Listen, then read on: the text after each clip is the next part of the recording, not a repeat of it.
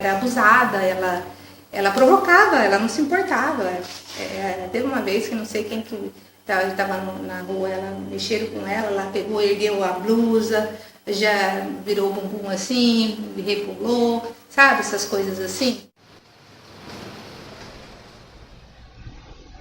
O primeiro momento onde aparece a palavra modernidade nos escritos do Baudelaire, um poeta francês que viveu na década de 40, né, do século XIX, 1840.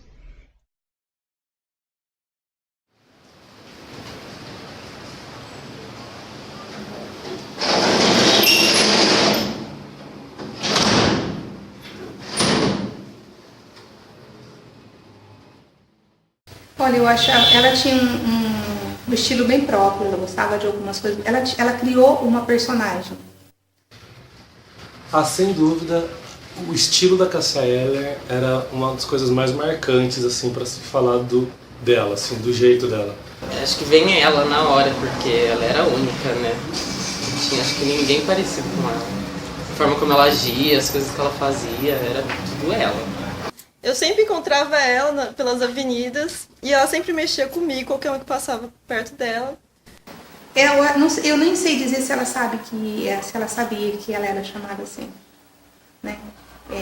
Quando eu perguntava o nome dela, ela não respondia, e nesses momentos em que ela não queria responder, ela começava a conversar com a terceira pessoa. Eu acho que é a moradora de rua mais louca assim que eu conheci na minha cidade. Né? E ela literalmente preservou a vida dela. Ela não, olha, por mais que eu conversasse com ela não abria.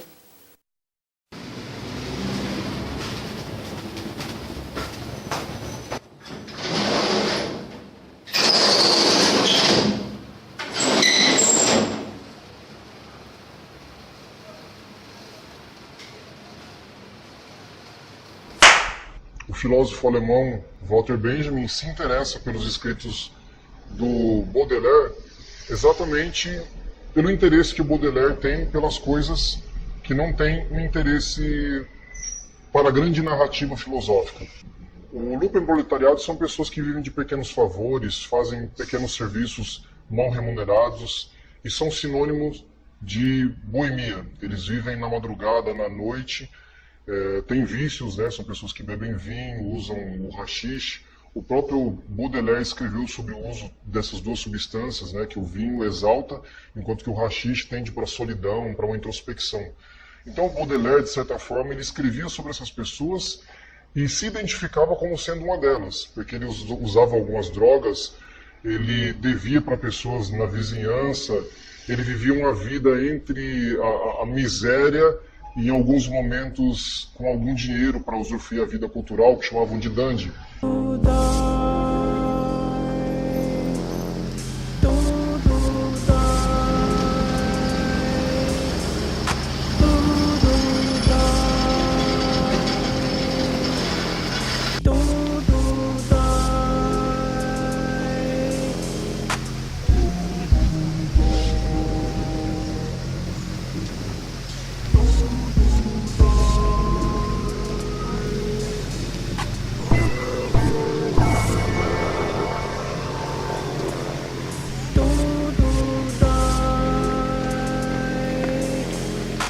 Aí teve uma passagem até, ficou marcante, cara, porque eu tinha em cima, ficava aqui em cima da mesa uma caixinha de música, e ela vinha aqui e gostava de escutar.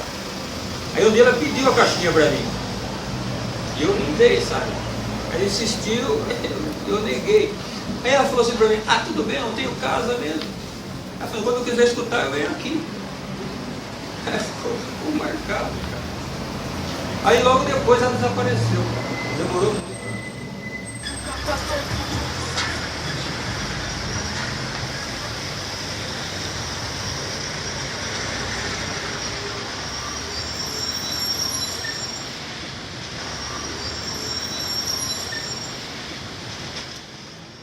E me lembro de uma situação em que eu tava andando pela Avenida Campos Sales e ela apareceu assim, Eu, cumprimentei ela bem rápido, assim, pra ela não puxar assunto comigo, porque era meio chato conversar com ela, na verdade.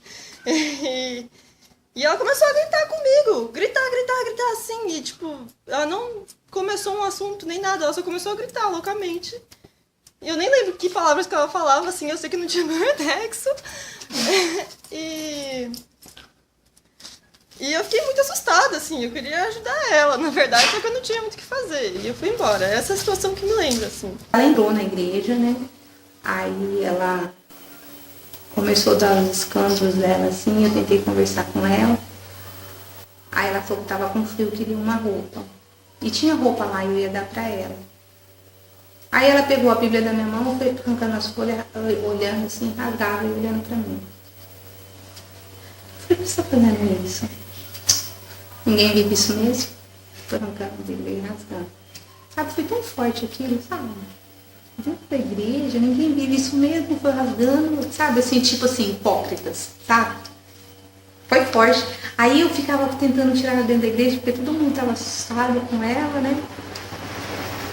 E eu falei, eu peguei assim na mão dela, assim, vamos lá, vamos pegar a roupa. E aí uma pessoa tão ignorante veio e segurou no braço dela, ela pegou, se jogou no chão. Eu falei, ela não precisa disso, ela vai sair de boa.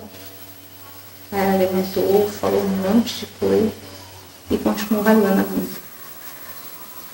Hipócritas. E o Baudelaire é uma pessoa que se interessa pelas coisas e pelas pessoas desinteressantes para a grande marcha histórica, né? Porque, de certa forma, modernidade e progresso são irmãs, né? A modernidade é irmã do progresso. Porque é exatamente no momento em que há uma transformação na arquitetura de Paris para o fluxo do capital, que acontece na década de 40, em 1840, né, em 48, há uma abertura das pequenas vielas de Paris para que sejam grandes avenidas para circulação de produtos, que essa transformação na arquitetura se reflete na subjetividade das pessoas, no sentido de que não é para as pessoas mais a cidade, né? As pessoas, elas transitam entre as estruturas arquitetônicas feitas para expor os produtos. E aí você vai gerar pessoas que não se adequam a esse novo tipo de cidade, porque a prioridade não é mais as pessoas. E essas pessoas, que são pessoas solitárias, com tendências melancólicas, elas não conseguem se adequar a, isso é interessante, a nova temporalidade, porque não é só uma transformação no espaço, é uma transformação no tempo. Né? Porque agora a cidade ela é maior, com avenidas maiores, com prédios altos, né? Com vidro, tudo é transparência, não existe mais o mistério, não existe mais a aura. Né? O Benjamin chama atenção para isso, ele inclusive chega a falar em uma cultura do vidro, onde tudo é transparente, tudo é imediato, então não há mais espaço para a memória, para a tradição, não há um espaço para o descobrimento pouco a pouco, tudo já está dado. E existe uma correlação entre essa cultura do vidro, né, que diz respeito à arquitetura, e a temporalidade. Porque o tempo do capital que se instaura nesse momento, ele é mais rápido, o fluxo precisa ser rápido. E essa nova temporalidade, com essa nova estrutura, vai gerar um choque nas pessoas. Né? O Benjamin vai falar da experiência de choque.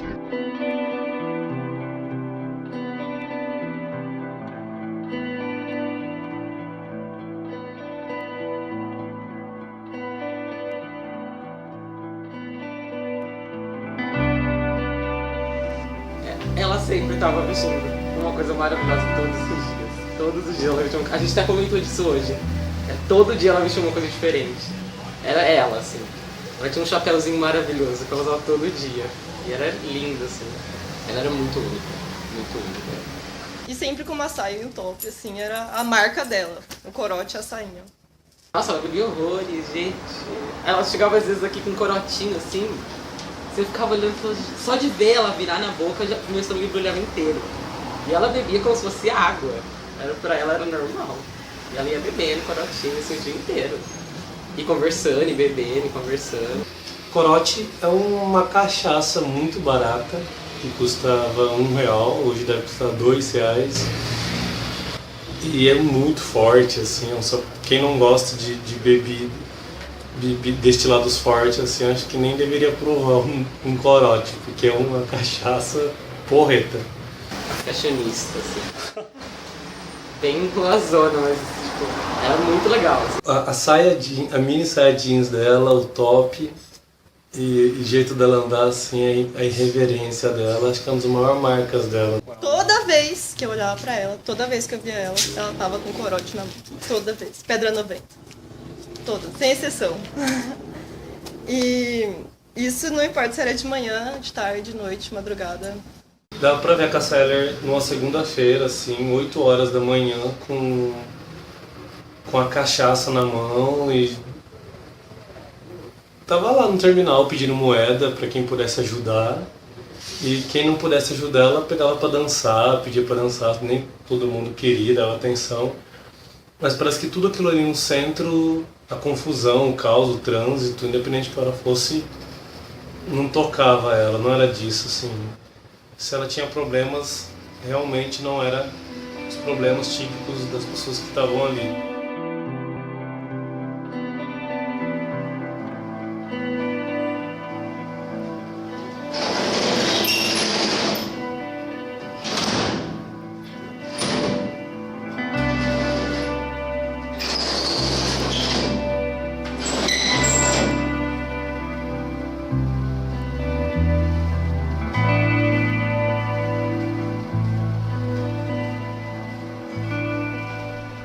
É nesse sentido que essas pessoas que não se enquadram nesse tempo e nesse espaço se tornam pessoas habitantes da madrugada, habitantes da noite. São os bêbados, as prostitutas, os cegos, os que praticam pequenos furtos, essas pessoas que não se enquadram, porque tem uma cidade do dia, a cidade iluminada, a cidade por onde circula a mercadoria e onde tudo é um tanto quanto extasiante.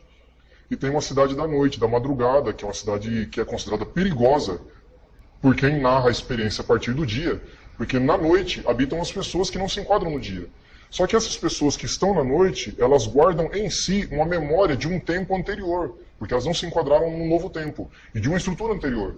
Então, de certa forma, por isso que o Benjamin chama atenção para as passagens, porque são espaços, são fendas na nova arquitetura que lembram a arquitetura anterior.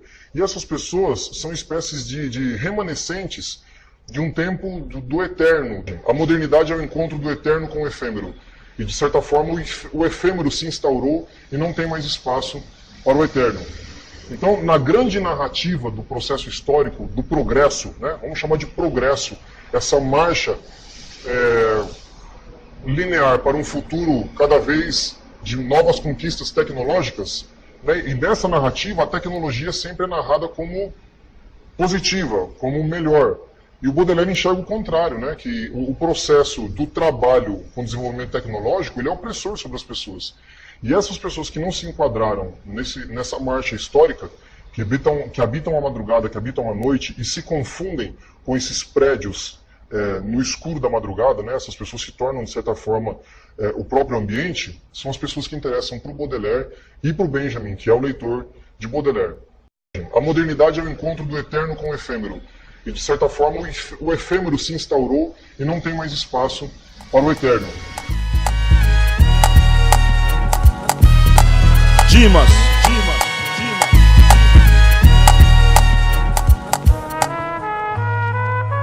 A morte dela é uma coisa difícil, assim, porque parece que tem mais de uma versão. Do que ela morreu? Me falaram que ela foi atropelada. Então, na grande narrativa do processo histórico, do progresso, né, vamos chamar de progresso, essa marcha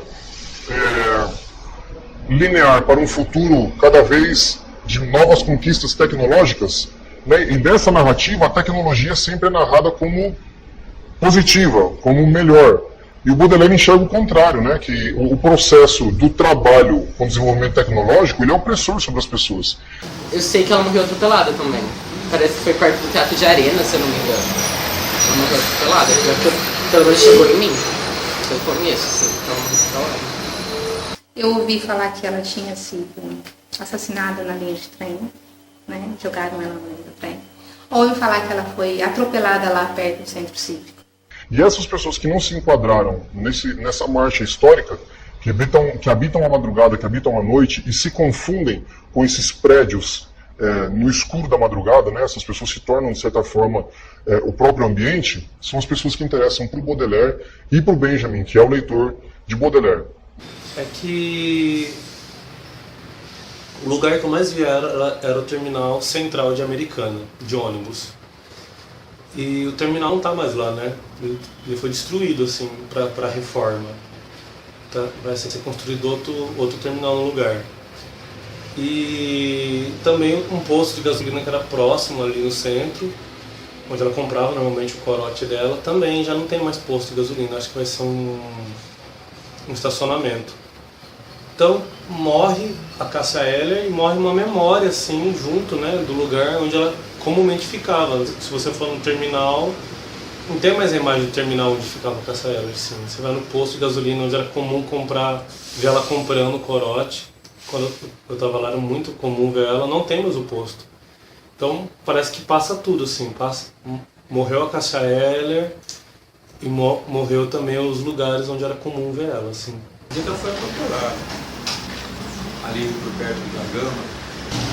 É por ali, não sei exatamente, eu não vi.